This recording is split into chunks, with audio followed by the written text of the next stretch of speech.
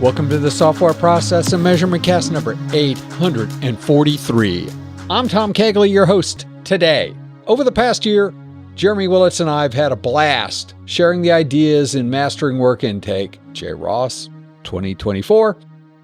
This week, we sat down to discuss the year in review and plans for 2025. One of the most important things we've demonstrated is the link between the work teams and organizations put on their plate and what gets delivered. The relationship is not linear, and it gets ugly when you cross the tipping point. There's a path to avoid that pain.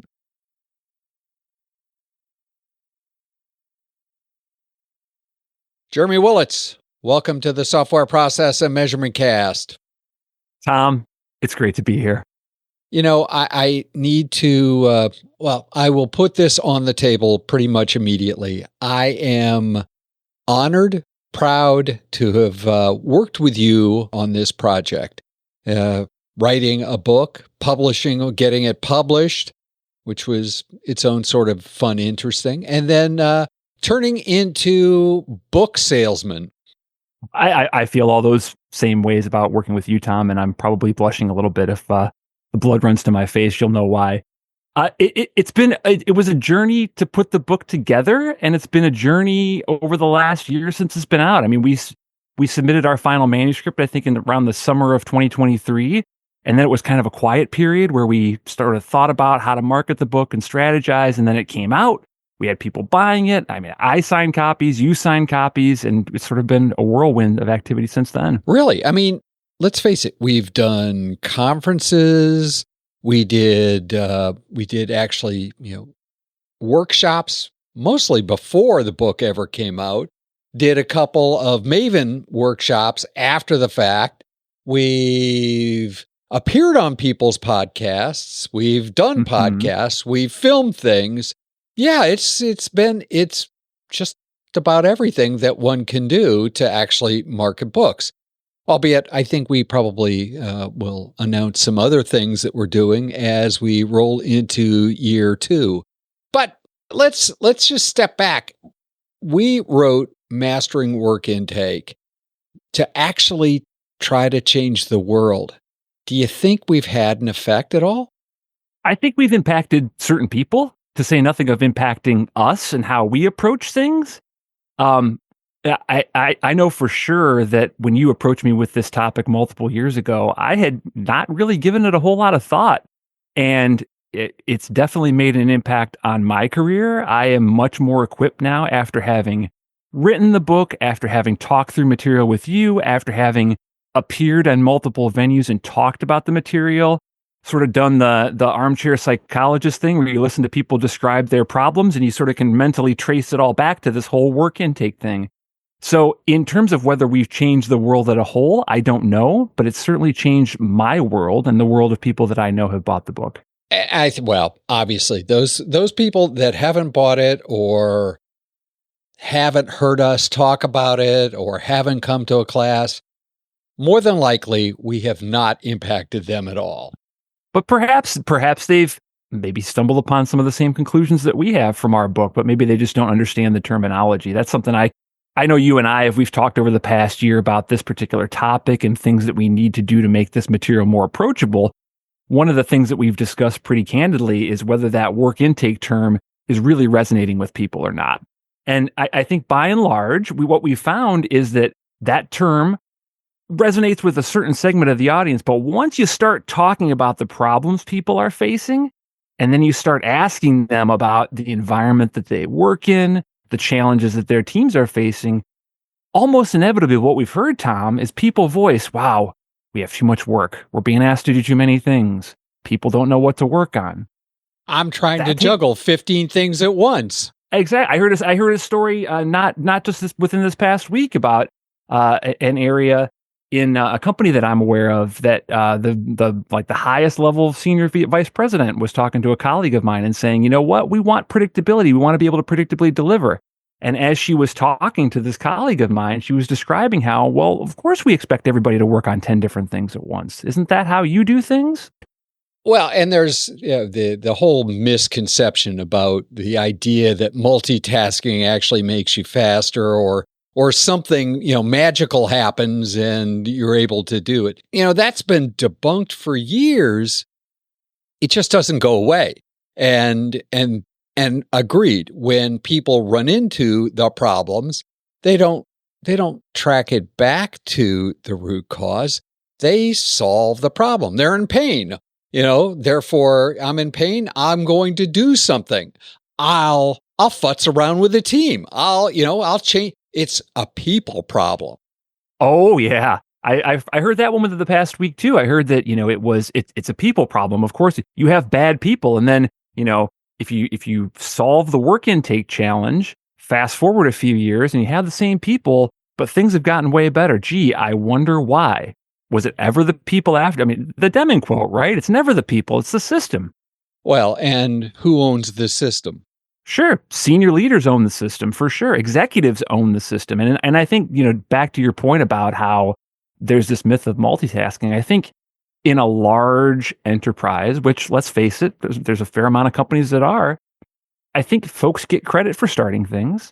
And I think it's much easier just to throw the proverbial 15 balls up in the air at once. And whichever ones come down first is the thing that you release first, and the things that don't come down next, you wait until all those problems and challenges get sorted out and then push them to market. And guess what? We got it done. Did we actually go and do what you just described and solve the root cause of why some of these things were taking so long? No, we didn't, but we got things done. Well, we got things done and we looked really, really busy. We looked like we were fighting fires. And, back last century, it was apparent that people got promoted because they were good firefighters. I don't know that that's changed in the multiple years I've been in this business, whether it's been as a consultant or whether it's been as a coder or a QA manager, all of those kinds of things. People love firefighters, and therefore anything that you can do to look like you're fighting fires is generally a way to get promoted. It plays havoc on your work-life balance, but what the heck? We don't need work-life balance. That's another one of those myths, right? Oh yeah, I mean that last paragraph of words you just said makes me think of the place we used to work, and they were big on work-life balance, but also firefighting. I mean, you recall how we would have that weekly company meeting every week, and inevitably there would be a quote-unquote player of the week. And almost every single time, the player of the week was the person who put out the biggest fire within the last month, the last week, the last quarter, whatever. And it quickly became not lost on me that company really enjoyed rewarding that kind of behavior, to say nothing of the significant work intake challenges that they had that ultimately left to a significant restructuring of that company that continues to this day. I just noticed that within the past couple of weeks, there's been more layoffs and they're restructuring their business entirely. Why do people not wrestle with the root cause? Well, I think there's a couple things. One, they might not know how to get to the root cause. I think it's been I've been on sort of a critical thinking journey over the past couple of months, helping put together some material for a training class, and I'm doing it at my full-time job. And I think that as I'm thinking about how to convey critical thinking concepts, some of the content within that class is around developing problem statements, techniques to develop actual problem statements, techniques to dig deeper into root cause. So your classic 5 whys, sure, that's part of it. The Ishikawa diagram, again, a classic technique, but also some other techniques. I think that folks want to probably solve the symptom and not the actual root cause, because solving the root cause takes time. It takes digging. It takes potentially being unpopular with your coworkers. If you insufferably ask them why 5 times over the lunch table or at happy hour, that can be annoying to people, to say nothing of if some of those like whys uncover potentially unsavory behavior. All true, right? And very frankly, let's face it, once the immediate pain is gone, it is real hard to get motivated to calmly work forward and take care of that root cause. So again, all of this stuff is really sort of a cautionary tale that if you're running into things like prioritization problems, working on the right thing at the wrong time or the wrong thing at the right time, all of those kinds of things, or not delivering, one of the places you really do need to look for a root cause is work intake, because it may not be the only problem, and there might be a number of root causes. That's a place that in many instances, you can have a significant direct level of control. I was listening to a video by Dan Ariely, the behavioral economist, today. And one of the things that he points out is that in many cases, right, if you want to start working on getting to the root cause or starting to work on it, it may be too large. He was talking about the Arab Palestinian-Israeli conflict. I mean, just waving a magic wand doesn't exist. It's really hard to solve. But there are probably little things that we can all do that start to move the dial so that at some point, the big problem starts to shrink a little bit and people can then tackle it. So even with the stuff that we're talking about, I mean, there are little things that any individual can do to take some degree of control back. And that perspective is really important. It's important that people understand that as well. I think a lot of the people that I've worked with in my career in the software development, product development industry, they really think that improvement or innovation must be these really gigantic things. But in a lot of cases, it is an accumulation of small things like you described that really move the needle, whether it's individual behaviors, team behaviors, executive behaviors. It's rarely going to be a sea change kind of event that's going to solve your challenges at work. You need to leverage the innate skills and inherent motivation of the people around you to make small choices and small wins to help chisel away at what's problem. When we wrote the book, we really had a focus on work intake. Bottom line, if people get work intake right, where do they see the benefit? What ends up being different? I would hope they would see the immediate benefit in the execution of the work. So instead of that dynamic that I described where every single individual contributor on a team is matrixed 10 different ways in 10 different streams of work, you've got one, maybe two, but one thing. It's the old City Slickers. Remember that movie with Jack Palance describing you find the one thing in life. And he tries to sell Billy Crystal's character on finding the one thing. And it's I think if you find that one thing or maybe even two things for your organization or your team to focus on, that's going to bring some of that work-life balance that you described. That's going to give focus to people. And hopefully when people are focused and they have not things to context switch to, the execution of the work will be better. And ultimately, that's the first thing I think about when I think about work intake benefits. The second thing is delivery. That's a word you've used as well. So it's not only managing what comes into your metaphorical funnel, but it's what comes out at the very end. And so I would like to believe that if we limit what comes into our funnel, we focus our people on the most important things at all times, we're going to get value coming out of that metaphorical funnel pretty quickly, and it's going to deliver value to customers. The delivery aspect of this, I think, is one of the things we're talking about focusing on in 2025. And that in reality, right, we can use words like value and all that, but if the goal of any organization is to get the right stuff to the market at the right time, whether they're selling software, whether they're selling some other product, whether they're delivering a service, if they can't get what they need to market, whatever that market is, right, they're in trouble.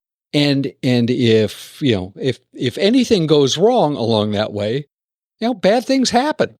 Delivery is so important, Tom. I mean, I know it's been, if you go out and look in at maybe some of Ryan Ripley's writing on LinkedIn over the past year or so, you'll see he's gone on jags about Scrum Master certifications, Agile certifications, et cetera, et cetera. But one of the things that he keeps coming back to that I really respect and admire is the focus on delivery. And I think for a long time, many people in our roles have been less focused on actually getting things delivered and more focused on, are you doing Scrum right? Are you doing Safe right? Are you doing these like frameworks or processes correctly? But we can't lose sight of what the ultimate outcome is, and that's to deliver value to customers as quickly as possible. And one of the fundamental ways to do that frankly is framework agnostic, is to manage what comes into your product development funnel. It doesn't matter whether you're using Scrum, Safe, Kanban, Less, DAD, RUP. I don't care what you're using. You got to manage what comes into your folks. That sounds like that's revolutionary. When did we take the eye off that ball? When did the process become more important than getting the job done? I have no idea. I can't pick a date or a time or a year. I think what Ryan has said is probably partially correct. I think we focused, and I say we because I'm part of this too. I think we in the Scrum, Agile, Safe kind of thing, I think we focused a lot on trying to enable people to be successful in these kinds of process and leadership kinds of roles. But I think that none of the frameworks really do a good job talking about intake of work. I think some of them try. Scrum doesn't do a great job. Scrum talks certainly about the product owner role being fundamental, and I know we do some writing in our book about that role specifically. But there's really not a whole lot of great terminology or literature around managing work intake, and that's one of the reasons that we felt so compelled to write this book in the first place, Tom. When we first started talking about the book, we I think made a sort of a bold, almost a little bit of hyperbolic statement that this was not an Agile book. Do you still think it's not an Agile book? I still think it's not an Agile book. I What know is that I think this is a book that applies to product development anywhere, using any process, but it also applies to life in some way, shape, or form. I mean, I know that in a lot of the summer camp series, shorts that we did, where we hopped on calls on Wednesday afternoons for 30 minutes and talked to a group about a specific work intake anti-pattern. A lot of the quotes, whether they were Cal Newport quotes or Steve Jobs quotes or David Roberts quotes, like we really focused on like limiting the quantity of things in front of you and limiting the quantity of things that you have to deal with cognitively.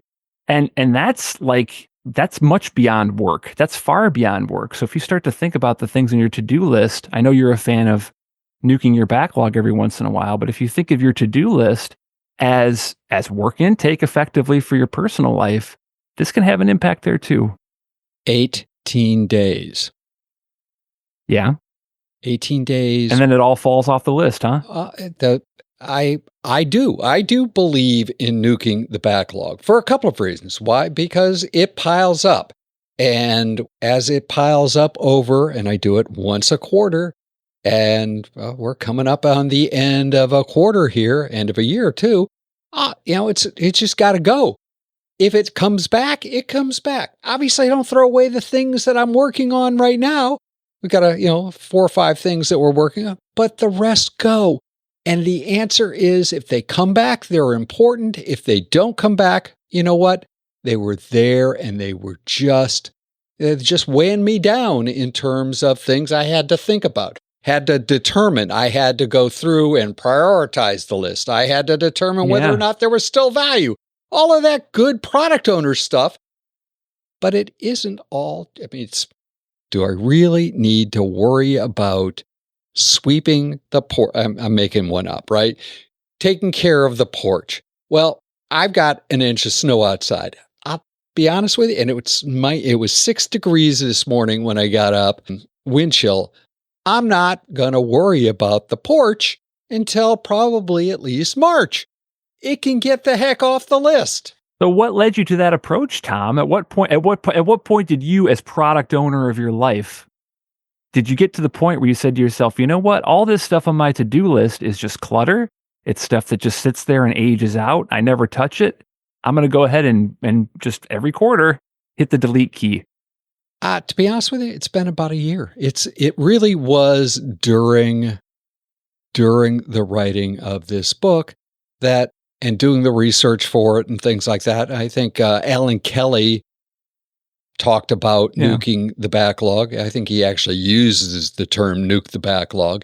So as we were doing the research for this, it really became apparent that sort of process not only fit a backlog of product backlog, because let's face it, product backlogs get really natty and ugly after a while.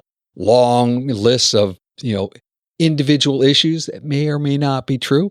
I've actually pulled some of those, help Scrum teams actually come up and middle of planning, doing a planning, people are going, that was fixed about 3.5 years ago. What the heck's it still doing here? It's like, okay, well, hey, Mr. Product Owner, why was this your number one priority for this sprint if it, and they didn't know, right? And I don't want to throw shade at them, but it was a combination of experience in real life and doing the research for this book. That's where it came from. These are the ideas that are important for people to wrestle with in terms of managing their work intake. It's just, it's cognitive load, if nothing else. For sure. And just to piggyback a little bit on what you said about the team you were working with, one of my favorite things to do when I work with teams recently has been to open up their backlog and in JIRA scroll down to the backlog list and start to just randomly pick stories and take a look at a couple fields, date created and date updated. And those are usually pretty good indicators with, how the product owner is doing when it comes to refinement. In the context that I work in, we don't expect these labyrinthine backlogs to get built up over time. We expect teams to have lean backlogs where they have 2 to 3 sprints worth of work ready at a time. And if it starts to get to be more than that, then the alarm bell should start going off in that you have some things in there that probably need to be swept away.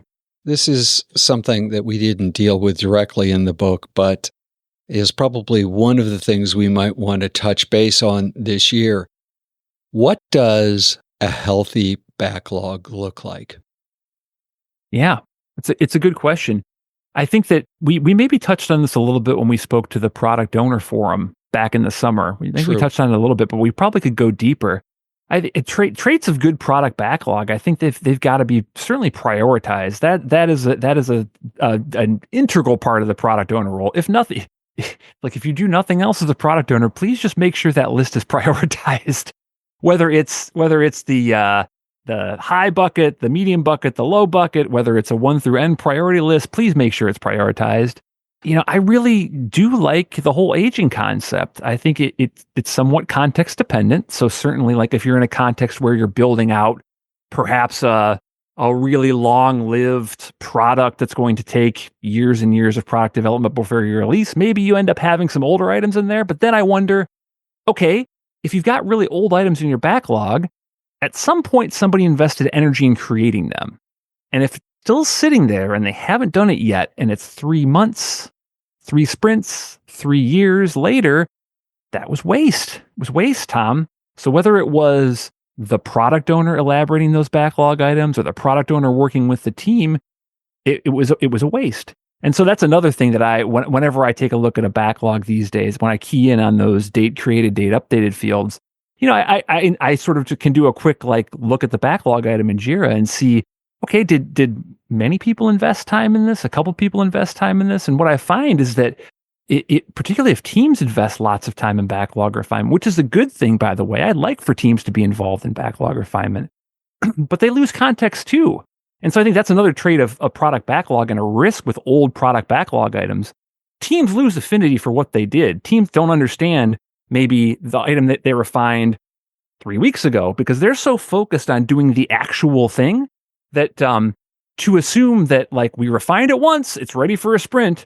Well, that sprint will come in a year. No, I don't think so. I don't think that's how it works. I mean, even if you're not doing sprints, if you're doing continuous flow or some other approach, I think you're absolutely right. If you can't remember what it is, and with a high degree of certainty that you remember it correctly, which is not something most humans do very well, but let's say that you could.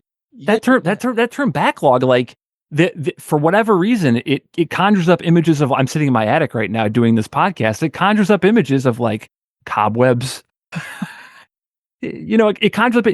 Backlogs need to be vibrant, Tom. They need to be living artifacts that are not just a one and done thing. They are things that are focused on.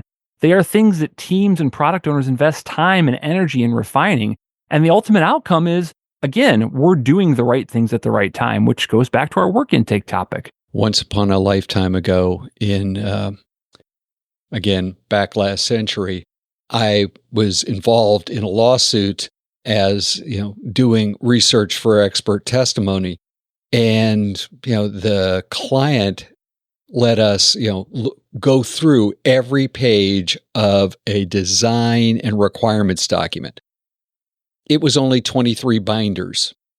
Big upfront, whole idea, big upfront. Even if it was a backlog, whatever, right? 23 pages or 23 binders. Notebooks, 3-ring binder notebooks. Well, and obviously the fun part was it turned into a lawsuit between the two parties. And both my consulting firm that I was working for at the time and the lawyers got rich because nobody got anything out of the whole thing. By the time they actually started developing it, the stuff in the binders had started to age away and nobody could remember. Isn't that incredible that that's how product used to be developed? Like it makes you wonder how anything ever got done. I think, and this is one of the sort of the downsides, is that we've seen that kind of mentality move back into, the agile world, take back the center kind of thing. And that's where you end up with backlogs that are several thousand line items long. That's the same basic concept. We've just stuck it in Jira or stuck it in something else, and we've created 23 binders, but they're individual records and they're hidden, right? I mean, it's in theory transparent, but how many executives do you know that go into the agile tool of record and spend time and effort looking at what's going on in there? Probably none. I have worked with a lot of C-level executives, and the answer is I have never seen one of them do that. I've seen them be shown how to do it, and it's amazing that glazed look in their eyes. And it's like, this person shouldn't be talking to me. Make sure that this person never comes back in this office kind of reaction. Regardless. So 2025 is a new year. What do you think we'll do differently in terms of augmenting what we have in the book and offerings to the world around us?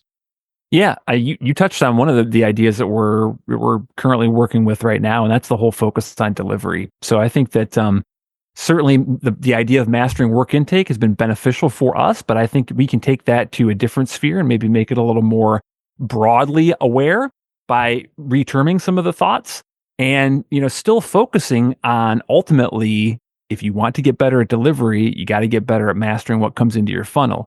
But I think that we need to use different words and we need to change the dialogue a little bit around that whole work intake term so that we can appeal to more people. Because I think what we've found is that term does resonate, but perhaps not in as broad a way as we'd like. So that's the first thing I think we're going to focus on. The other thing is another idea that you've had around a workbook. I think you got this from one of the How to Be a Stoic workbook that you're working through. But I know that one of the fundamental ideas that we had when we started to write our book was we've got to make it practical.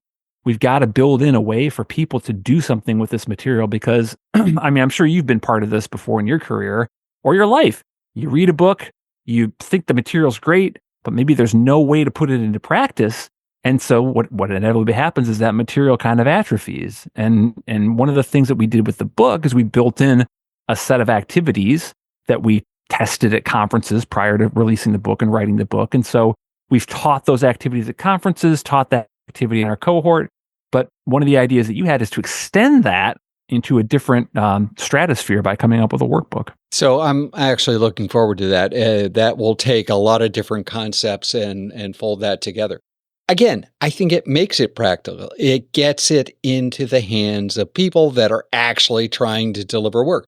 Another thing that we're doing, and we've actually started this in 2024, but we'll extend it into 2025 and work on it, is the free 30-minute work sessions. In essence, hey, you have a problem, come and, let's workshop it together in 30 minutes. Obviously, you're not going to solve world hunger or bring peace to the world in 30 minutes, but it's a way of connecting and actually getting something moving in an organization that I think is helpful. It is. And I think, you and I talked pretty candidly when we were starting to prepare for conferences way back when. And I really think that the future of maybe interaction is really personalized. I think that the days where, at least in my perspective, the days where you get up in front of a group of people, run through a couple slides, and then end the call, like those days are kind of over. I think that we need to focus on whether it's in a meetup context like we've done already this year, whether it's in a conference context like we've done, you've got to build those individual connections. And one of the ways to do that is to do what you just described, which is bring me your problems. Let's work through them. Let's wrestle with them. Let's get some ideas out there on the table of things you can do. You and I both are very wise when it comes to approaches and many different approaches. It doesn't always have to come back to us picking up a copy of our book and beating people over the head with it. I think you and I are well-read enough. We don't get to do that anymore? We don't, not anymore. Not anymore. Not after that thing that happened in Detroit, Tom. Okay. But I think between you and I, we're well-read enough. We know enough frameworks. We know enough different approaches, whether we're talking agile or otherwise, that we can recommend and talk to people about the challenges they're facing and hopefully make one or two light bulbs go off that they can take with them, whether it's from a 30-minute conversation with us individually, a meetup where we come and talk. I know we've had a couple of those where we've done, sort of a couple slides and then had a conversation with people about their challenges. All those interactions for me are tremendous. I love getting up in front of people and talking, but then ultimately helping them share their problems and understand what they can do to make progress. And it's funny because every time we do get into a group and work with them, not only can we help the light bulb go off, but they seem to get into the spirit and find, get their own light bulb to go off. Another thing that we're going to start offering in 2025 is that, that very specific team organization workshop where, 3 hours, sort of a bigger, not the 30-minute thing, but a real workshop where a team comes in with a specific delivery problem and we help them workshop it and come up with a solution or a number of different experiments that can lead them to a place where they deliver the right thing at the right time. Yeah, and I'm really excited about that too. I think through our previous cohorts this year, we had a couple experiences where people that worked in the same place were part of the group, and you could tell that there was some synergy between the problems they were describing. And even if they weren't working necessarily on similar things in similar areas, the fact that they were part of the same firm or had been part of the same firm, made light bulbs go off in a way that I don't think that would have happened outside of the bounds of the cohort that we did. So I agree. It's a culture thing, right? It is. It's the outside in perspective. It's a different perspective. It's no accident that we do some of these cohorts or meetups or otherwise at off hours, whether they're on like Saturday mornings or Friday afternoons or during lunchtime. I just think that subtle shift makes people think a little bit differently about work. It makes them sort of context switch out of I'm at work, I have to think about work, I'm in my work bubble, to I'm sitting with Tom and Jeremy. Maybe there's a couple other people from different organizations around. I'm at a meetup. I'll describe my challenge. And then, some light bulbs are going off because they've helped me work through something that maybe I was stuck with. Anything else that we think we're going to wrestle with, at least early in 2025? I mean, let's face it, the best plan in the whole world, sort of hits the skids as soon as we hit 2025 and find out something new and interesting is coming at us. Yeah, I think for me, as I was reflecting and preparing for this podcast, I was thinking about the lean startup a little bit and that whole product market fit concept. I know Eric Ries talks about that quite a bit in his book. And, I've put things into the world before in my life. I've released music with different bands I've been in or otherwise, but like this book is really the first opportunity that I think I've had to try and wrestle with what our product market fit is. And I think we've found a little bit of it, but I think we're pivoting right now into a different area that will hopefully be more fruitful, not only for the people that we want to serve, but for us too. I can't argue that fact.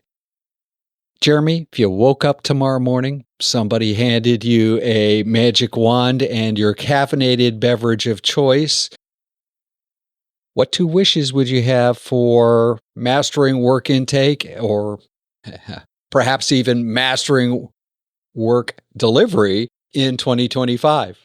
Sure. I mean, so for maybe I'll split the wishes in 2 ways. So maybe a wish for us. A wish for us, I think, would be to find in 2025 more of a groove, find more of a product market fit so that we can get in front of more people and help more people, because that's ultimately what we want to do. And so that's, I guess, my wish for us for 2025.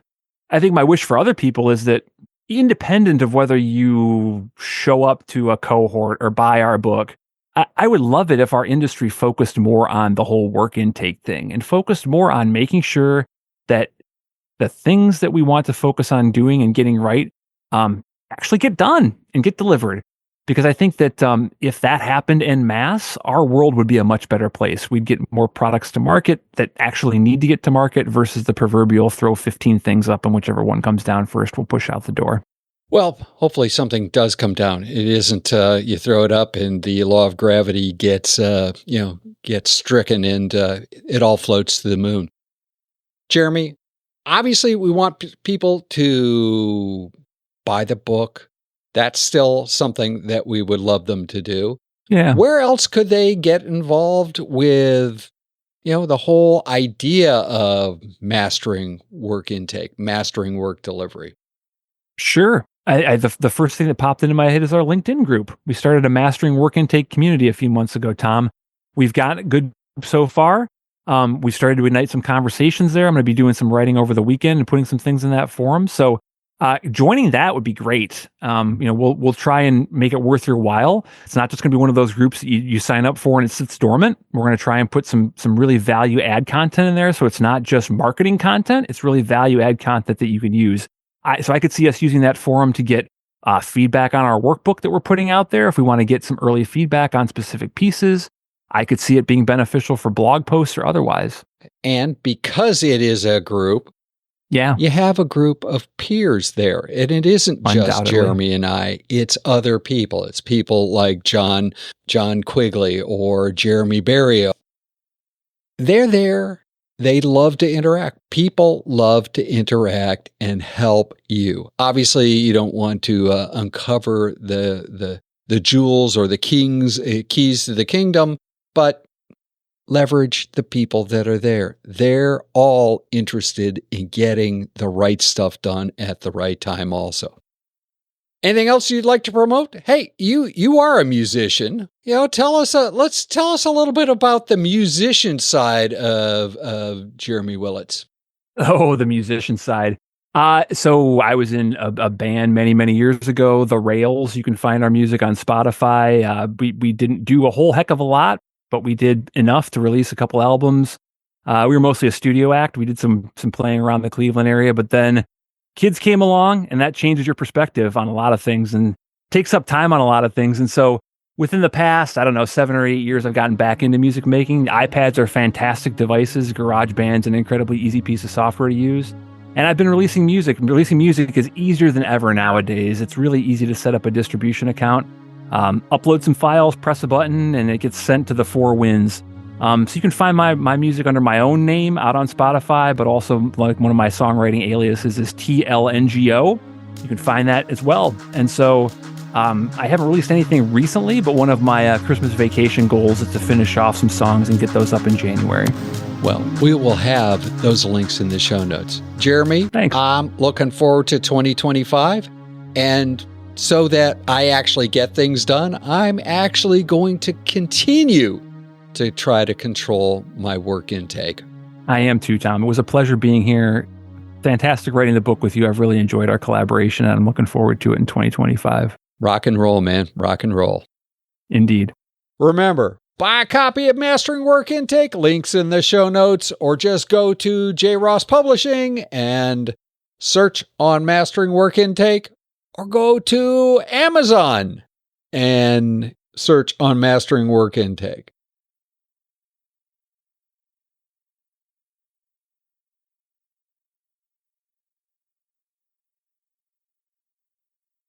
In Reread Saturday News, this is the second to the last chapter of How to Be a Stoic by Massimo Pigalucci. In Chapter 13, Love and Friendship, see, we get out of the dark areas just in time for the holidays.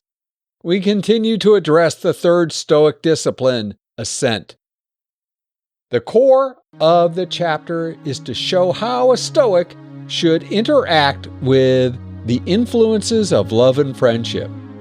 Remember that to a Stoic, character is the key, and that anything that negatively influences character is to be avoided. In my second reading, there are two areas that I would like to highlight from the perspective of process improvement. Link in the show notes to this week's and all previous weeks' installments of our reread of How to Be a Stoic. In the Software Process and Measurement Cast number 844, we'll feature our year-end panel of Jeremy Willets, Jeremy Berrio, Susan Prente, and John Quigley. This episode will be a cornucopia of topics, opinions, and frivolity. If process improvement is a never-ending journey, why do so many people ask, are we there yet?